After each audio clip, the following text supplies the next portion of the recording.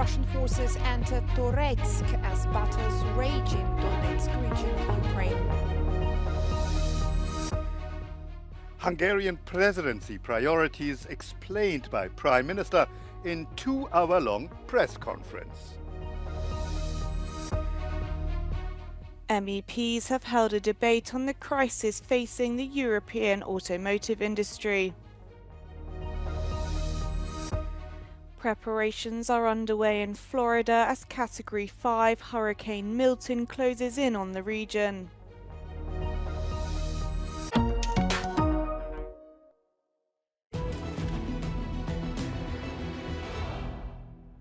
Russian forces are already in eastern Toretsk. Ukrainian military command confirmed, saying that the fighting is taking place, quote, literally at every building entrance. Now, the situation near Toretsk has been difficult for months, and the clashes on the town's outskirts were reported back in August.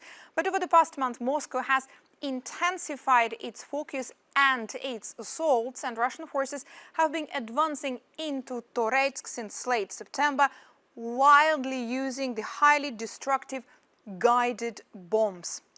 With a population of over 30,000 before the full-scale invasion, Toretsk has been largely destroyed and devastated, with most of the buildings shattered, and only about 1,600 people staying in town after numerous evacuations.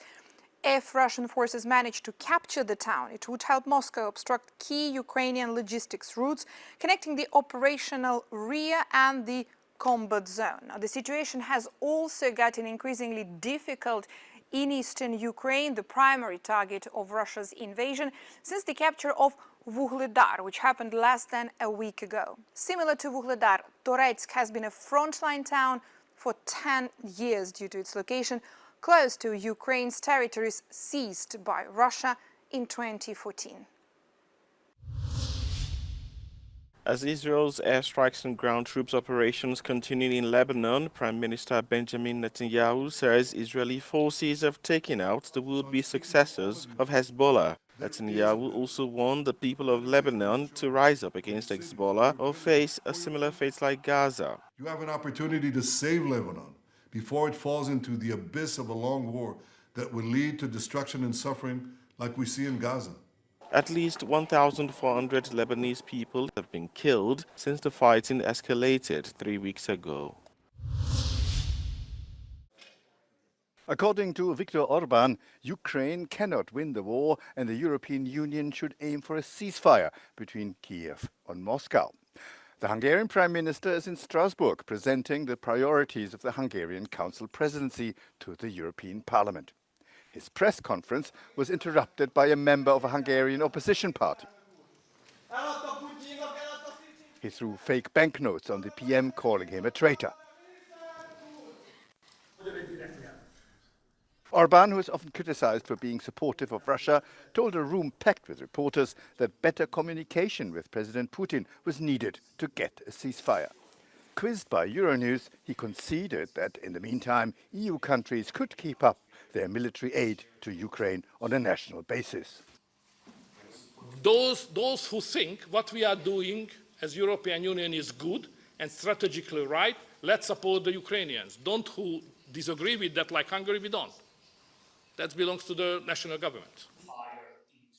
The Hungarian Prime Minister also called for stricter controls to detect migrants at the borders and hotspots outside the EU. And he doubled down on the request for his country to be exempt from the new EU migration policy. He also still seems ready to send refugees to Brussels to protest against it. We will respect the European law, we will respect all the regulations, but if somebody who get an asylum in Hungary would like to come to Brussels, we are ready to have them. Hungary's presidency started in July, but their diplomats have been facing boycotts and isolation in the EU institutions from the start. Parliament's rapporteur for the situation in Hungary believes Orban is actively undermining the common European asylum system. He uses the rhetoric just, to get more, a stronger position, to blackmail in order to get EU funding. It's a lot of rhetorics. And Orban's biggest prize for the Hungarian presidency? To get Romania and Bulgaria fully into the Schengen area, apparently. MEPs have held a debate on the state of the automotive industry as car manufacturers across the continent continue to face factory closures brought on by sluggish sales. A key focus of the debate was the decline in demands for European electric vehicles, a trend that's been exacerbated by rising competition from Chinese manufacturers. Car sales in the EU are below the pre-COVID level, while China has become the largest market. Also in the third market, the demand has shifted towards zero-emission vehicles.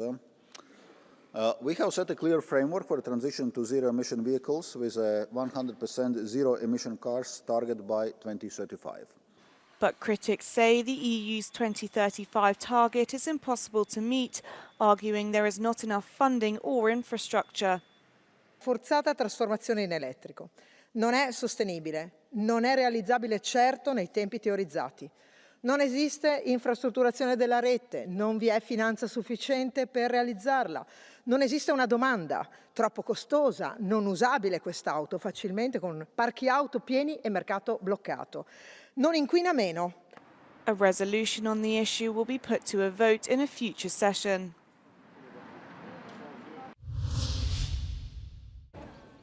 At the gates of the University of Seville in the south of Spain, a group of students begin to gather. It is one of the welcome events for Erasmus students who are about to begin classes.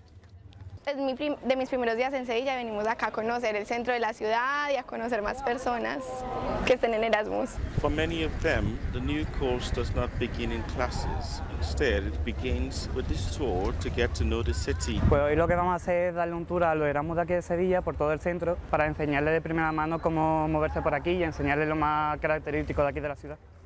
According to the Erasmus Student Network, Spain has been the country with the most Erasmus students, with about 150,000 this year alone. Madrid is the main destination with nearly 10,000 students, followed by Barcelona, Valencia and Seville, chosen this year as one of the destinations best valued by the students.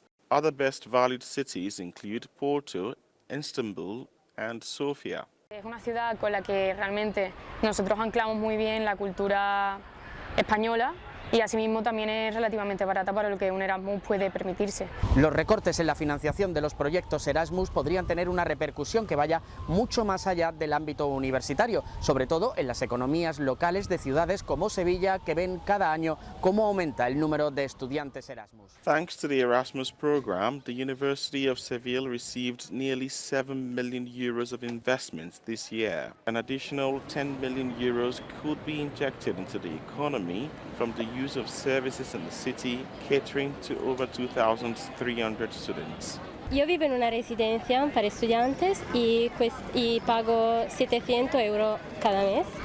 Y la comida para mí más o menos 100 euros cada mes.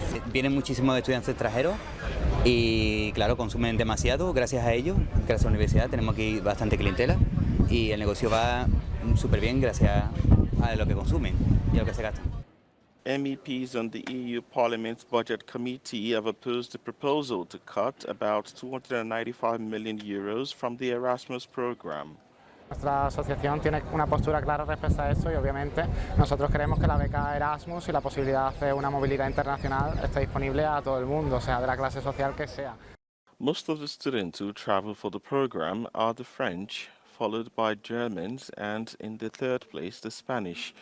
This year has seen almost 400,000 fewer participants in the Erasmus program compared to last year, the first time that the numbers have started to fall after the pandemic.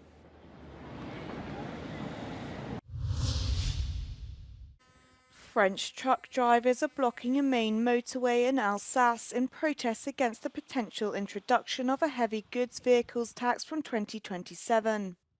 The new tax, which comes at a cost of 15 cents per kilometre, aims to reduce transit traffic on the A35 motorway, which sees up to 10,000 trucks pass along it each day. Many of these lorries use the Alsace motorway to avoid paying the high eco-taxes already in place on German motorways. Those working in the transit industry say the addition of this new tax would threaten the survival of some businesses. Sont à très faible marge, donc dès qu'il y a une taxe qui arrive ou qui est censée arriver, ça nous impacte effectivement directement parce qu'on n'a absolument aucune marge de manœuvre. Local councillors are set to vote on the proposal on the 21st of October. Florida is preparing for what could be one of the most destructive storms on record, as Category 5 Hurricane Milton is forecast to hit the areas of Tampa and St. Petersburg. Milton brushed the shore of Mexico's Yucatan Peninsula early on Tuesday, knocking down power lines, light poles and trees before making its way towards the Florida coast. Police have ordered evacuations in Largo, while residents in Venice stock up on sandbags to protect their homes. President Biden has postponed his planned trips to Germany and Angola and has urged people to follow local safety instructions. If you're under evacuation orders, you should evacuate now. You should have already evacuated. It's a matter of life and death, and that's not hyperbole. It's a matter of life and death. The storm comes less than 2 weeks after Hurricane Helene devastated the region, and cleanup efforts continue to clear debris before it can be swept up and hurled by Milton's powerful storm surges.